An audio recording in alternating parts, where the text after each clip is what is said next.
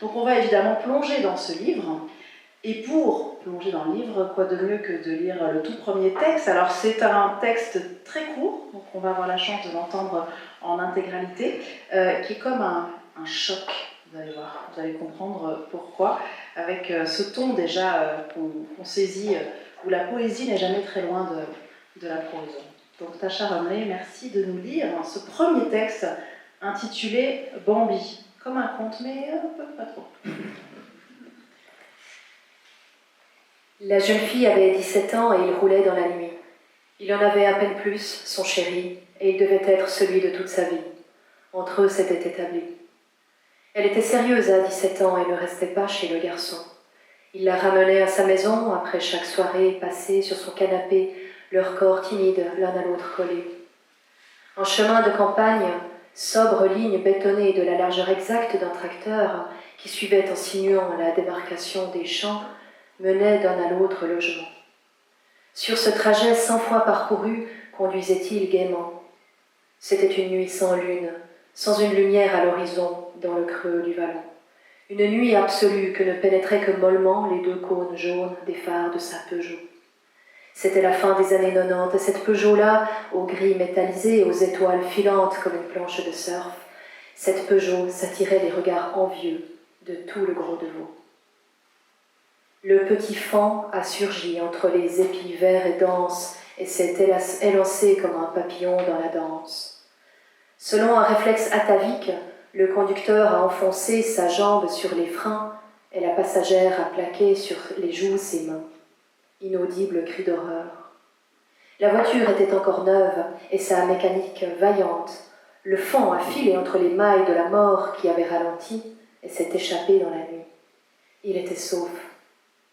Les mains de la jeune fille sont retombées et le pied du jeune homme sur les freins s'est relâché. Dans la pénombre, ils ont échangé un regard furtif de complicité, un sourire de fierté a élargi la bouche du pilote au réflexe impeccable. Cela n'a duré qu'une fraction de seconde et il a remis les gaz. Alors, le deuxième petit faon a bondi des herbes sur les traces de son frère et, sous le bolide élancé, son élégance a été broyée. Elle n'avait que 17 ans et n'entendait pas encore le message que la vie lui avait ce soir-là dicté. Les malheurs viennent par paires, tel le facteur qui sonne toujours 2 fois. Ainsi, la grand-mère hospitalisée pour une simple fracture inspire l'air chargé du virus dans sa chambre partagée et succombera ainsi surprise et suffocante. Ainsi, les premiers secours ukrainiens, précipités sur les lieux du bombardement, se font faucher par la seconde salve, car l'ennemi réajuste son tir pour viser mieux au deuxième coup.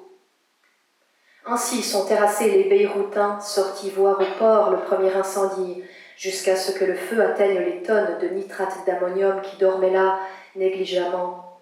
C'est cette deuxième détonation qui fit la plus grande explosion non nucléaire de tous les temps.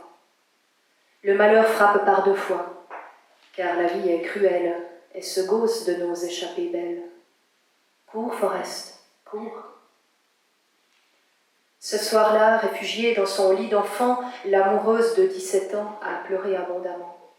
Elle a pleuré sur le destin tragique de ce Bambi, sur ses spasmes ultimes dans l'agonie, et son regard étonné aux 2 adolescents dévastés.